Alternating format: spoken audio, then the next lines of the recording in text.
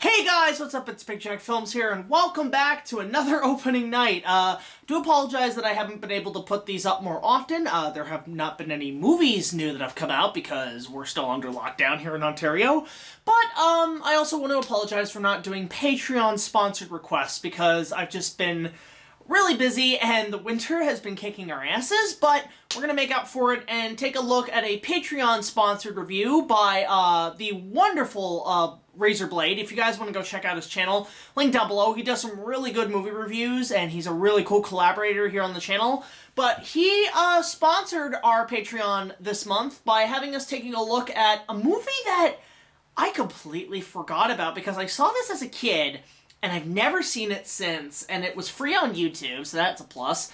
Rise of the Titanic, or Raise the Titanic. I call it Rise of the Titanic, but Raise of the Titanic. Which is an odd, interesting movie, per se. So, what is the story of this film? It's basically, it takes place in 1980, so even before the ship was even frickin' found, like 4 or 5 years out. And it's all based on guests, at this point. But, what's it about? It's about, like, some Cold War stuff. Like, there's, like, a guy in, like, Russia who finds a dead body buried in the snow, which is weird because do you ever notice that 80s disaster movies always open in a snowy, abandoned place where a bunch of dead bodies like this, and like something like Godzilla 84 did that? It's weird, right? But he finds some sort of thing for some mineral, I guess, that would be used for, you know, nuclear weapons, because this was in the middle of the Cold War.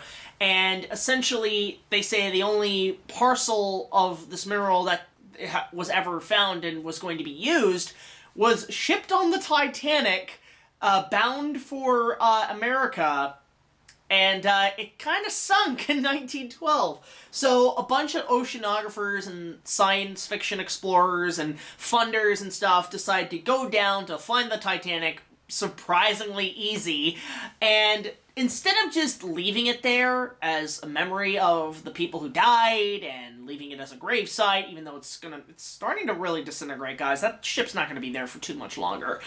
They decide to, raise the entire fucking ship from the ocean. Not split in half, but it's the whole fucking ship.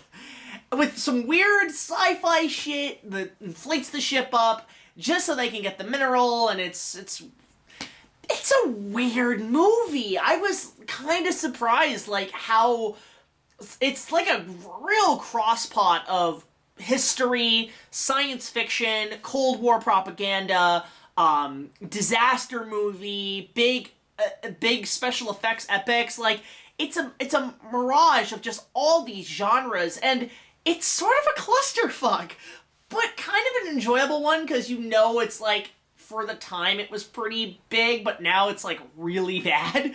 Like, it's not like a terrible film, it's just really misplaced. It doesn't know where the hell it's supposed to land or stick the landing of what it's supposed to be. It's very complicated. So the story with me, I remember when the James Cameron film came out in 97 and everybody was talking about it. I like James Cameron's Titanic. I do enjoy it. I like a lot of adaptations, like, because that movie was so huge, there was a huge interest in Titanic and the history and the ship, and it's a very interesting piece of history.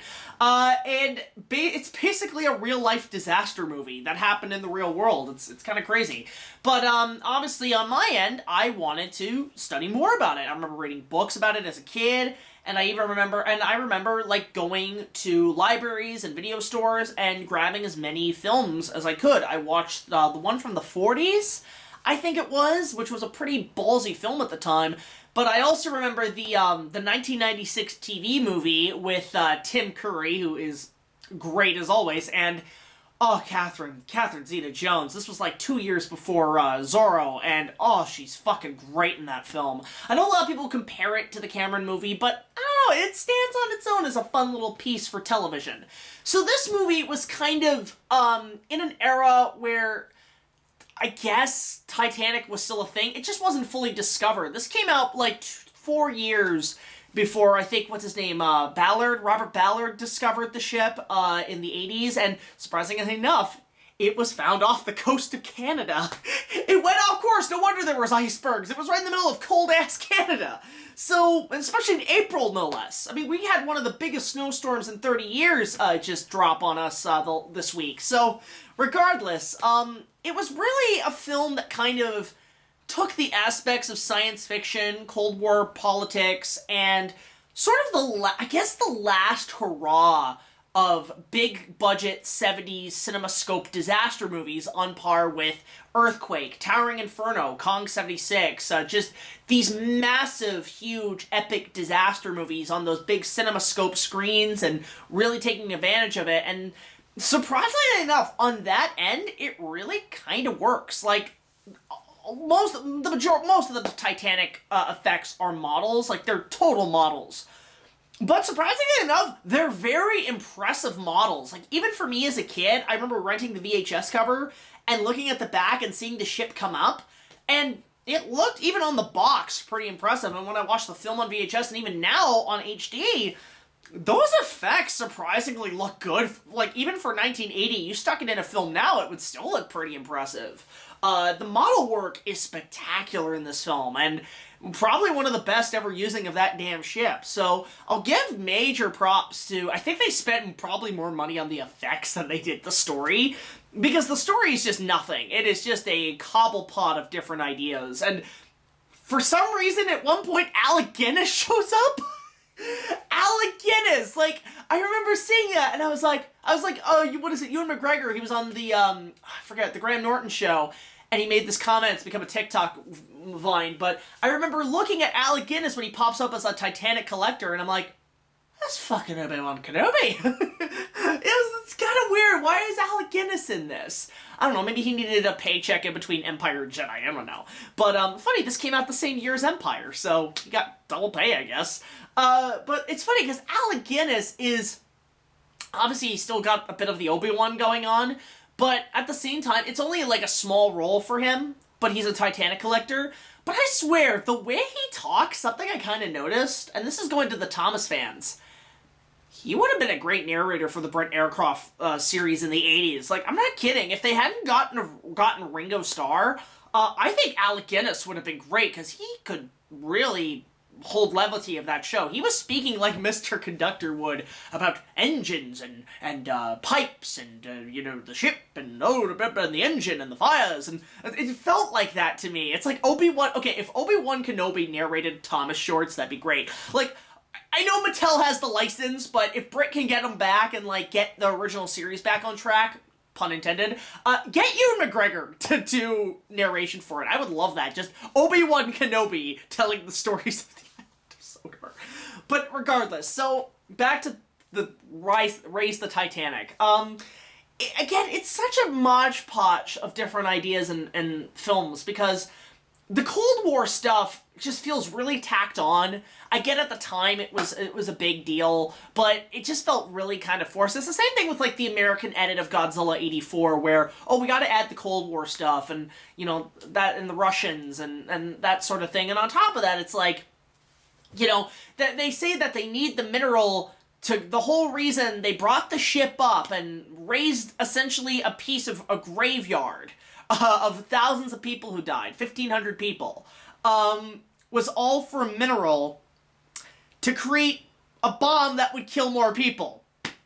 And even the people who are running the investigation, who look at the mastermind's plan and realize there's nothing there, and they realize what his plan was, they look at him like, the fuck is wrong with you? Really? And it kind of just, the movie just ends on that note where nothing's resolved. We just have a rusted ship that you've pretty much raised a tomb. Like, you've raised, like, a grave site for fucking nothing. You don't even have a Necronomicon to bring him back to the dead like in Ghostbusters 2, for fuck's sakes. Like, nothing. Nothing's really resolved except we brought the Titanic up. Yahoo! It really just kind of ends very anticlimactic. I mean, the ending kind of ends, like, what the ending should have been is just the Titanic coming up, but it ends where, and with like a 20-minute epilogue, and it just feels pointless.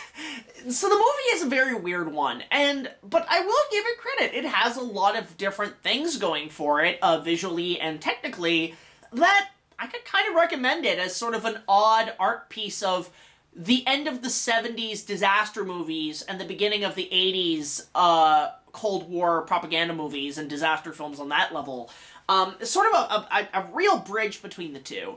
And if you're interested in Titanic stuff, it's an interesting piece of film history because, again, it was before we knew anything of the wreck of the ship, and it was all guessing. You could see what people were guessing at the time. It's sort of like old dinosaur movies where, you know, back in the day, dinosaurs always were dragging their tails and, you know, wiggling them like the Ray Harryhausen movies, and then Jurassic Park comes on and says, oh, they're not giant bipedal crocodiles, they're birds, so they move like birds. So it's a very interesting time period when this film was made. So I actually would recommend it. Is it the best Titanic movie ever made? Not really. But is it an interesting hodgepodge of a Titanic film? Yeah, it's probably the most artsy of the series of films made on this ship, and I'd recommend it. It's funny because RaisorBlade did cover the animated Titanic movie. I would actually recommend checking out his review. It's really funny and it's just a fun little review. Everybody's taking a tag at that. I won't, because fuck those movies. Those are awful. But I would rather watch this than those, per se. I'd rather watch the Nazi Titanic movie, which was just discovered, because at least that is a very weird piece of behind-the-scenes war history, all things considered. I'd rather watch that. That's a more accurate to history than the fucking cartoons.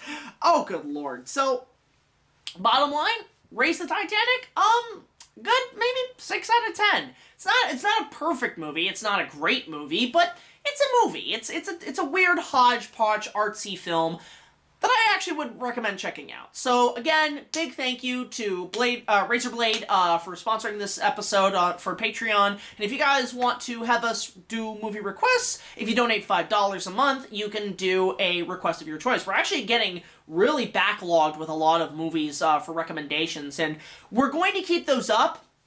But in terms of the next opening night, I can't say when, and it will probably be maybe in March, maybe late February, because right now I'm working on 2 big projects for February. One is a new BigJackFilms review that'll hopefully be out by that time, along with a 3-part retrospective that I've been wanting to do for a long time, and it's for a very special occasion, so I'm just starting that now. I'm working on the script, I'm working on the narration, and I'm hoping to have that out by the first week of February. No promises, but I am working my ass off on this. We've just got a few computer problems, but we're getting there. So, thank you all so much for watching this review, and let me know your thoughts on Race the Titanic in the comments below. And until the next video, like, comment, subscribe. I'll see you guys later. This is BigJackFilms signing off saying, if you're gonna make a weird disaster movie Cold War piece, make it like this, and I guess don't make it Threads,